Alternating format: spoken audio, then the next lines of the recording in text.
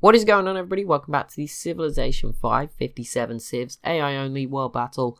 Hope you're enjoying so far. We're getting into the thick things at the moment, approaching the end of the game. We've got some of the top Civs reaching the information era. Brazil, I think Korea would assumably be there unless Brazil's like rushed to random technology.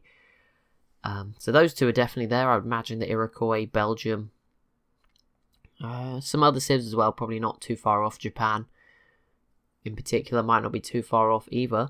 We're also in that exciting part of the game where some of the big Civs, or the Civs that were doing well, sort of go into a war and lose a lot, so they're now a small Civ, but they still have really good technology. So someone like a Burundi will have okay levels of technology despite being a one-city Civ, although that maybe not the best example. They look pretty dreadful right now. But someone like that, I can't really think of another example at the moment because we have lots of medium Civs, not really many small ones. But it could end up happening to like Mongolia. They might get left with like 2 or 3 cities, but they'll still be really strong. That said, Russia is actually keeping up with Mongolia on technology. That's quite something. It's not looking good for Mongolia though. Korea, yeah, they should be able to keep on going. It's not looking good for Genghis. He's struggling. Korea has won out. It started, these were all Mongolian cities up to here, so 5 cities so far, and yeah, Korea certainly winning here. Siam versus Ethiopia. That's very bold, Siam, since you have basically like 2 units that can do anything. The only real advantage you have is Egypt is attacking Ethiopia right now. The Inca versus the Mayans. Maybe a little chance that the Mayans fall. The Huns, no chance, and Siam has pieced out with Spain. Well, that didn't matter. And the Mayans have pieced out with Brazil, so any hope anyone had of conquering the Mayans probably disappears there unless the Iroquois were to get involved at some point in the future. The Sioux, they're still around. They're maybe one of those examples. They could still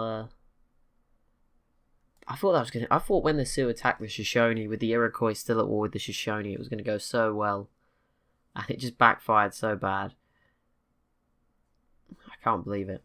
I don't know what the Iroquois do next either. Obviously they conquered the Sioux city in Cuba, so they could go more far afield, but obviously someone like Texas would be a long war, quite brutal. I don't think it'd be impossible. Obviously the heavyweights of Korea and Mongolia have shown that, the 2 big Civs can go to war and there can be one clear victor. A few more joining against the Mayans. The Corral is the big one. They could definitely, even without Brazil, okay, maybe the Corral could help here. Maybe we'll start to see things going their way. Britain v Ethiopia does not really matter. California again against the Mayans. Maybe they do border each other here with San Diego, so maybe the cumulative, efforts of everybody might wear them down a bit, potentially. But I'm still fairly sure the Mayans are safe for a little bit longer. Samoa v Ethiopia, that is sort of important because they do border each other. Not sure how well prepared they are for it, Samoa, but those boats were certainly not prepared. They took a lot of damage there.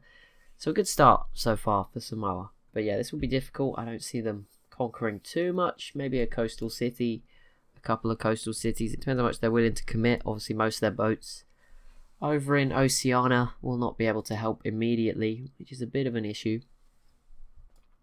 Yeah, a lot of their force up here and over here. They do still have a route round. They can drive around this way, or sail around this way, I should say. They're in boats. They've got a ton of workers coming over. They want to be careful with those, but they should be okay.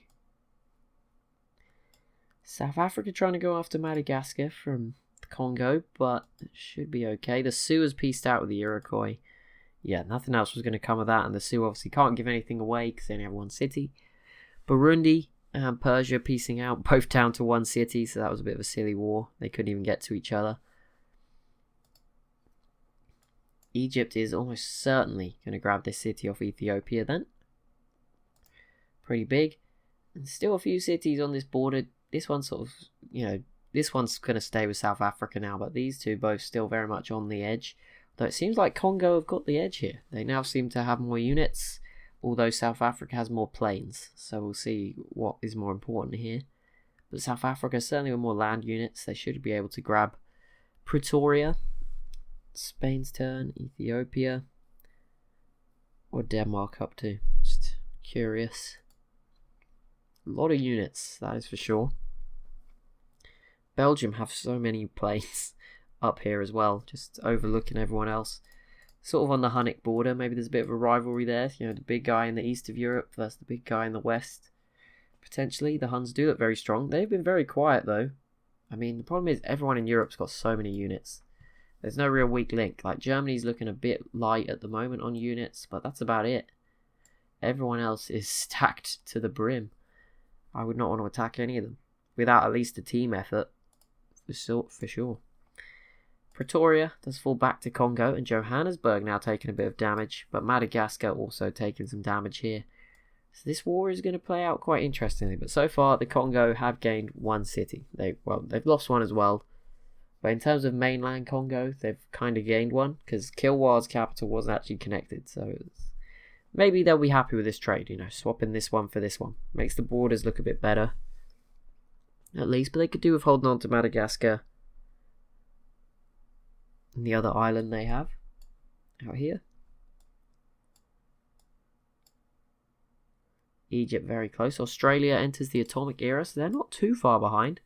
They're still a contender. Sydney, one of the biggest cities in the world now at 27. There's a lot of cities seemingly racing upwards. Thebes was another one. This just seems to be up there now. You can see Rio's the biggest, and there's 2 Samoa cities, but Samoa had 3 of the top 4. But yeah, that third biggest city's fallen down to 6th place. Thebes and Cape Town have now become the 4th and 5th cities to hit the 30 mark. Mongolia still have their new capital. I think that's their new capital up there at 29. Attila's court is still up there at 29. Jakarta 28. And the Chinook have now completed the Manhattan Project. That's a bit of a surprise. But there you go, that's pretty good. I mean, they've got good population. 25, 20, 15, 10. That's not bad at all. And there we go, Egypt does grab the city of Adwa here, so that's a blow to Ethiopia. Makes Egypt look quite a bit bigger on the map too. The Iroquois seem to be starting to spam out some of those little cities you get just in the middle. Fair enough. We're going to hit turn 200, which is always exciting. Demographics though, no change. The Iroquois still dominating these 4 categories. Samoa still pulling away with 4 times the average population. And somehow, I mean, it's hard to imagine they're all just crammed in on those tiny little islands. It's pretty crazy. I mean, yeah, it makes no sense. But I'm sure they'll all be like, I feel like there's going to be some big homes in this area of Australia. Maybe they'll actually find a use for like the outback desert. They'll just be like, we'll live here. It might be boiling hot, but it is better than, you know, because 32, that must be a good, just like 20% of their 60 million people. That's like 12 million people on this island alone. That's quite a lot. Germany pieces out with Byzantium. They didn't give anything away, thank goodness. I thought they did, but they'd already given this away, so it didn't matter. And Benin also piecing out with them.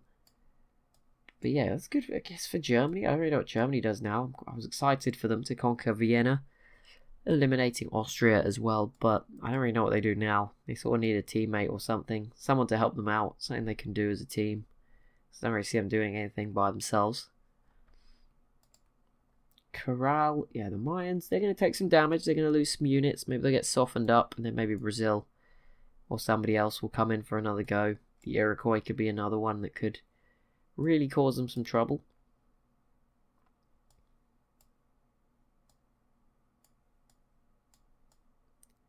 New Texas City here. Just 3 populations so far. Germany and Burundi have pieced out, and Mongolia and Burundi. Well, that's probably good news. Johannesburg is into the yellow. So is the city of Madagascar. That's going to be an unfortunate trade. Obviously, Cape Town, South Africa cannot afford to lose that, of course. If they want to hold on. They were in about 10th place. So, who knows? Obviously, Mongolia is likely to drop out of that. But still, we'll see. Korea looking set to grab maybe 2 cities in the coming turns. Which is a bit worrying for everyone else. Well, not really. I guess it probably solidifies a score victory for Korea. I don't really know. I can't remember whether they were ahead of the Iroquois or the Iroquois ahead of them. But obviously it's going to be up to you guys. So it doesn't really matter too much who wins on score. But there you go. You can choose if you don't want Korea to win. I think Korea have been incredibly entertaining. Probably deserve it more than the Iroquois do. And I don't know if anyone else is as good as them. I think it would be unfair. The Iroquois haven't really done that much. Apart from take out America. Korea's gone through the Jar. They pushed into Siam and the Champa. And now they're going after Mongolia too, who are obviously very strong. Or were very strong. So definitely been entertaining. And they're still going to have to contend with Japan, who is another probably top 5 member at this point. They are looking very good. So it could get very interesting as we keep on pushing through this game. Siam enters the modern era. They're one of them, I guess, where the technology might be okay, but looks like they're going to get eliminated anyway, so spoke too soon. Ethiopia. Yeah, I think that's a good move for Ethiopia. Just go after this. Kill Siam, because you're not getting this back. And they're not going to get your other stuff, should be safe.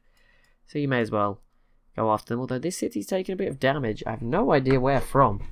Because there's no plane. I guess these planes must have more range than I think. Or maybe Japan's involved too. I have no idea. But it can't just be the 2 Sicilies just rocked up and did this. There's no way. So I don't really know who's done all that damage. But I would assume it was Samoa's planes. They just have more range than I was thinking.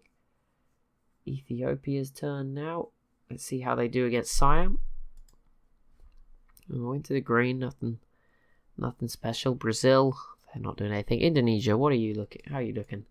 Dang, their population's big as well, but just sadly, Samoa's obviously shining in that department, or there could be a lot of other interesting Civs leading that category. I'd like to know who is second, but we probably won't get to see it. But Indonesia, some big population, 69, good memes. Good memes, total population there. They seem okay. And South Africa and Benin, the first, I believe, of the African Civs to complete the Manhattan Project. Maybe someone else did as well, but those two completed it in pretty quick succession.